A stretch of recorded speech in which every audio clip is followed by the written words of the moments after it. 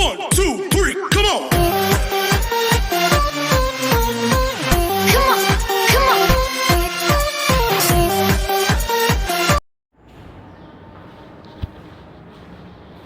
नमस्कार। प्रबंध समिति आदर्श विद्या मंदिर ऑनलाइन क्लासेस में मैं उमा गहलोत आप सभी का स्वागत व अभिनंदन करती हूँ। आज का हमारा टॉपिक है शक।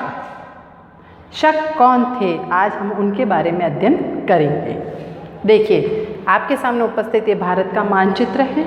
हमारे भारत का पड़ोसी देश चीन है।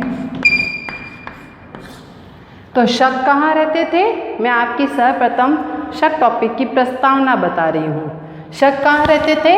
शक मध्य एशिया में रहते थे। शक मध्य एशिया के रहने वाले थे। शक मध्य एशिया में रहते थे और सीथिया नामक स्थान पर रहते थे। शक मध्य एशिया में सीथिया नामक स्थान पर रहते थे। सीथिया नामक स्थान पर रहने के कारण ही शक सिथियन कहलाए। शक सिथियन कहलाए थे। सीथिया मध्य एशिया में सीथिया नामक स्थान पर रहते थे, जिसकी वजह से शक सिथियन कहलाए। इधर चीन में यूची जनजाति निवास करती थी। चाइना में यूची जनजाति निवास करती थी। ये जो यूची जनजाति थी, धीरे धीरे इनकी जनसंख्या में वृद्धि होने लगी और इस जनसंख्या का भाग जो था वो बढ़ता चला जा रहा था। बढ़ते बढ़ते यूची जनजाति की जो सीमाएं थी वो मध्य एशिया के देशों की सीमाओं को छूने लग गई थी। फिर यूची जनजाति ने, जो चीन की थी ये यूची जनजाति, इस यूची जनजाति ने जो शक मध्य एशिया में रहते थे उन शकों को यहाँ से अपने उनके निवास स्थान से यहाँ से मार मार कर भगा दिया कि भाग जाओ यहाँ से, ये हमारा स्थान है। चाइना ने मध्य एशिया में अपना हक जता लिया। अब शक कहाँ जाते? शक वहाँ से निकले, वहाँ से निकलकर ईरान के पास में दो भूभाग आते हैं। एक का नाम आता है बैक्ट्रिया और एक का नाम आता है पर्थिया। शक बेचारे मध्य एशिया से निकलकर बैक्ट्रिया और पर्थिया नामक स्थान पर आ गए। तो यहाँ बैक्ट्रिया और पर्थिया में कुषाण शासक राज्य करते थे। कुषाणों ने कहा कि बैक्ट्रिया पर्थिया हमारा स्थान है। कुषाणों ने शकों को यहाँ से मार मार कर भगा दिया। अब बेचारे शक कहाँ जाते? तो शकों ने यहाँ से बोलन दर्रे को पार किया और भारत देश के उत्तरी पश्चिमी सीमा में सिंध प्रांत जो पाकिस्तान में है वहाँ पर आकर शकों ने अपना निवास स्थान कायम कर लिया। जब शकों ने यहाँ पे निवास स्थान कायम किया तो बहुत बड़ी संख्या में शक यहाँ पर आए थे। शकों ने कहा कि हम अब अपना भाग्य भारत की तरफ आजमाएंगे। इसी सिंध भाग से ही शक 5 शाखाओं में विभाजित हो गए। ये 5 शाखा कौन कौन सी हैं? पहली शाखा कहाँ गई? अफगानिस्तान में। उन्होंने राजधानी क्या बनाया? कपिशा को अपनी राजधानी बनाया। याद रखना, पहली शाखा गई अफगानिस्तान में, राजधानी बनाया कपिशा को। दूसरी शाखा गई, भारत में घुसी, दूसरी शाखा आ गई पंजाब में। शकों की दूसरी शाखा पंजाब की तरफ आई, राजधानी बनाया तक्षशिला को। शकों ने अपनी राजधानी तक्षशिला को बनाया। तीसरी शाखा और भारत में अंदर आई, मथुरा को बनाया। तीसरी शाखा मथुरा में स्थापित हो गई। चौथी शाखा गुजरात में स्थापित हुई। चौथी शाखा गुजरात में स्थापित हुई। राजधानी उन्होंने उज्जैन को बनाया। पांचवी शाखा दक्कन में प्रवेश कर गई। दक्षिण भारत में जो दक्कन का पठार है वहीं पर पांचवी शाखा प्रवेश कर गई। ये पांचवी शाखा राजधानी इन्होंने महाराष्ट्र में नासिक नामक स्थान है, नासिक जिला। तो उन्होंने पांचवी शाखा जो दक्कन में प्रवेश कर गई थी उन्होंने अपनी राजधानी नासिक को बनाया। वापस से बता रही हूँ, शक कहाँ के रहने वाले थे? मध्य एशिया में। मध्य एशिया में सीथिया नामक स्थान पर रहते थे। सीथिया नामक स्थान पर रहने के कारण ही यह सिथियन कहलाए। इनको मध्य एशिया से किसने मार मार कर भगाया? पश्चिमी चीन की यूची जनजाति ने शकों को मध्य एशिया से मार मार कर भगा दिया। फिर शक्काएँ बैक्ट्रिया और पर्थिया नामक स्थान पर आए। बैक्ट्रिया और पर्थिया में कुषाण शासक राज्य करते थे, तो कुषाणों ने शकों को यहाँ से मार मार कर भगा दिया। फिर शक भारत के उत्तरी पश्चिमी हिस्से में सिंध प्रांत है, जो पाकिस्तान में स्थित है वर्तमान में, वो सिंध प्रांत में आकर बस गए और शकों ने अपना भाग्य भारत की तरफ आजमाया। इसी सिंध प्रांत से शक 5 भागों में विभाजित हो गए, यानी शकों ने अपनी शाखाओं को 5 शाखाओं में विभाजित कर दिया। पहली शाखा कहाँ गई? अफगानिस्तान में। राजधानी किसे बनाया? कपिशा को बनाया। दूसरी शाखा भारत में प्रवेश कर गई, पंजाब में।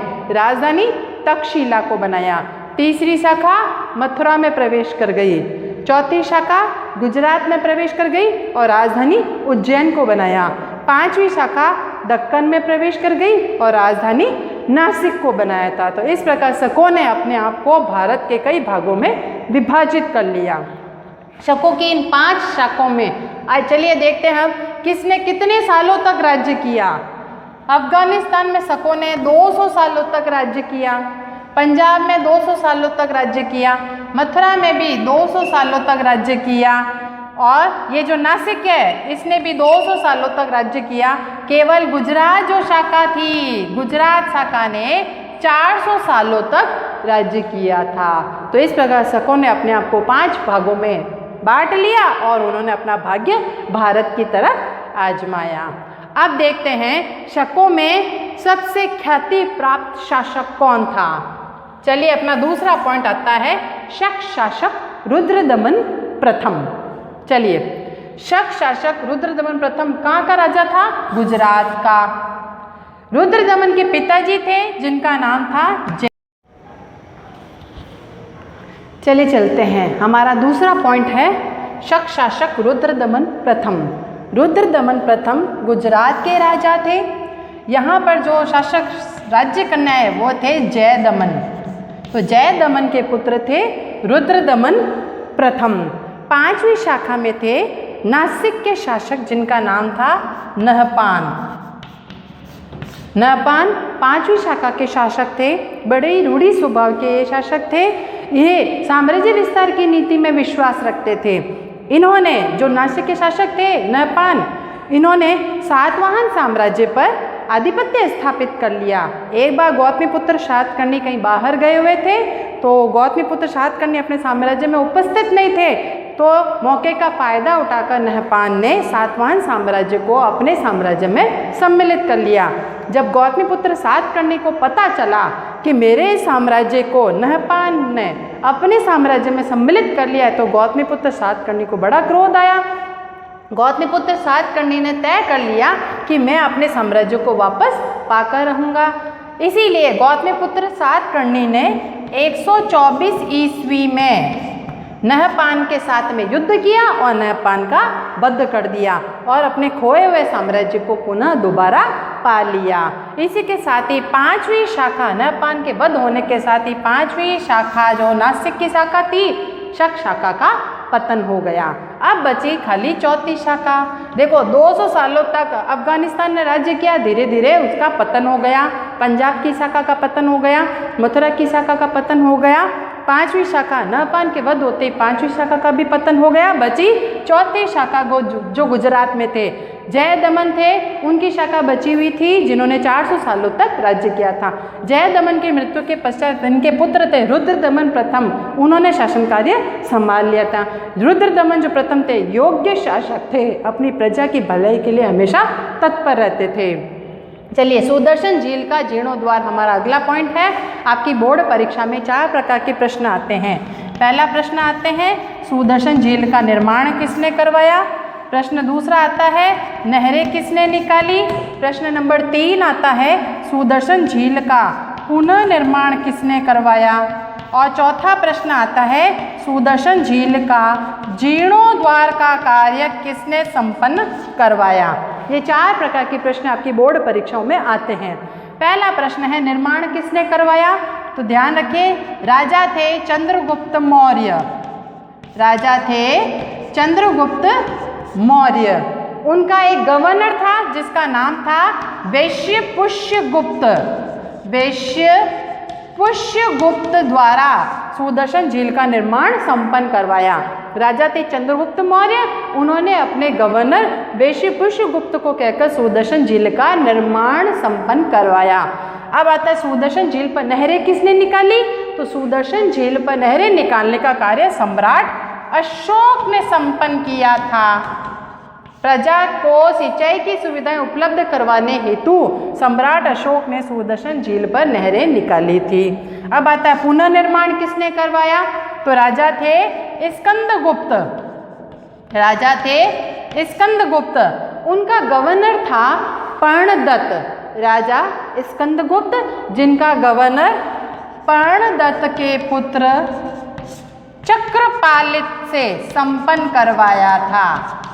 राजा थे स्कंदगुप्त, उनका गवर्नर था पर्णदत्त के पुत्र चक्रपालित ने सुदर्शन झील का पुनर्निर्माण का कार्य संपन्न करवाया था। अब आता है जीर्णोद्वार का कार्य किसने करवाया? तो जीर्णोद्वार का कार्य रुद्रदमन प्रथम ने उनका गवर्नर सुविशाख द्वारा जीर्णोद्वार का कार्य संपन्न करवाया। राजा कौन थे? रुद्रदमन प्रथम। गवर्नर कौन था? सुविशाख। रुद्रदमन प्रथम का गवर्नर था सुविशाख द्वारा संपन्न करवाया गया था।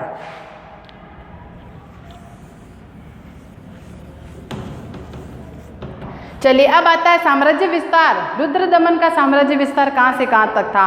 रुद्रदमन का साम्राज्य विस्तार अफगानिस्तान से लेकर पश्चिम बंगाल तक, जम्मू कश्मीर से लेकर महाराष्ट्र तक उनके साम्राज्य का विस्तार था। अफगानिस्तान से लेकर पश्चिम बंगाल तक और जम्मू कश्मीर से लेकर महाराष्ट्र तक उनके साम्राज्य का विस्तार था। अब आता है रुद्रदमन की शासन व्यवस्था कैसी थी? तो रुद्रदमन ने अपने साम्राज्य को प्रांतों में बांट रखा था। प्रांतों में योग्य प्रांतपतियों की नियुक्ति कर दी।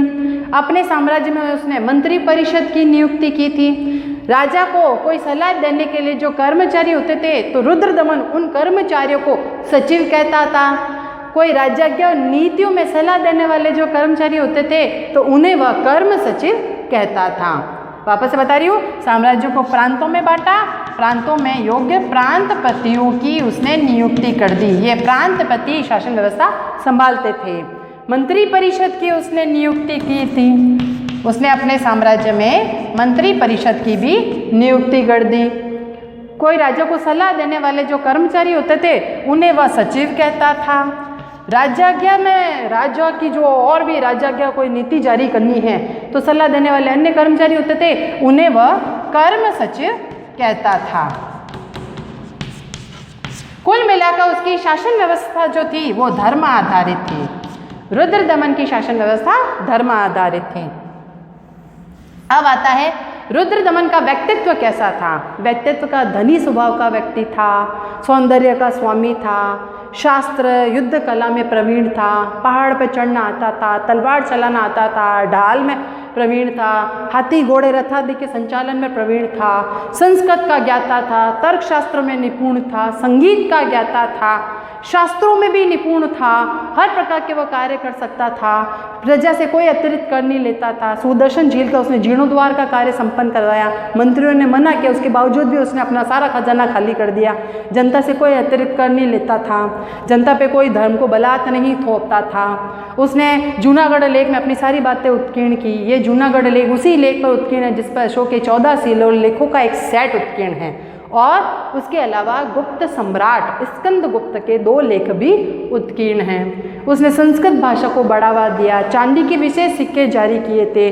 ये जो गुजरात में चौथी शाखा थी, शक शाखा, ये समुद्र के किनारे स्थित थी और समुद्र के किनारे यहाँ पर व्यापारिक समृद्धि भी उन्हें प्रदान हो गई थी।